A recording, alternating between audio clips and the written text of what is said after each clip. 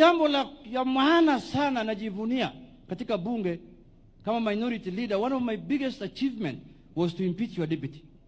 Hiyo nimeandika kwa kitabu, nimefanya kazi ya maana sana kwa sababu yeye ndo alikuwa anaongoza hii mambo hii ya ubaguzi.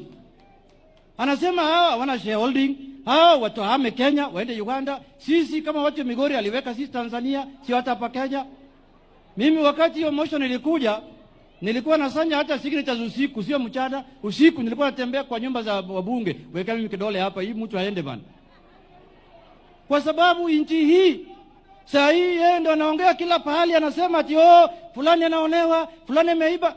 Huyu ni mtu ambaye wakati tulikuwa tunafanya maandamano ya 2023 ya kupigania mambo ya cost of living na mambo ya uchaguzi na nini, alikuwa anaingia kwa ofisi yake saa 11 ili apambane na sisi. Hata jogo ya pili bado hajalia saa hiyo na ako kwa ofisi. Alikuwa anafanya nini kwa ofisi saa hiyo? Alikuwa anafanya nini kwa ofisi saa hiyo? Huyo mtu alikuwa mtu hatari katika nchi yetu.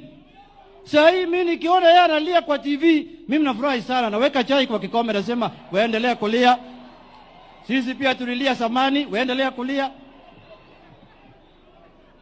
Your Excellency, kitu moja umefanya pamoja na baba ni kusaidia sisi kulete Wakenya pamoja. Sisi saa hii tuko na chairman ya budget kwa bunge, anaitwa Samatandi. Tuko na Mbadi kwa treasury. Saa hii mimi ndio kama leader ya bunge ndio naangalia hawa vile wanafanya kazi, vile wamegawa mali na rasilimali ya Kenya. Zamani nilikuwa naona tu kwa view sasa. Saa hii chairman ya health committee na report kwangu Dr. Nyikal. Nauliza panga weka hospitali huko namna hii. Hiyo ndio ile Kenya tunataka, sio Kenya kubagua wengine na wengine wanakula.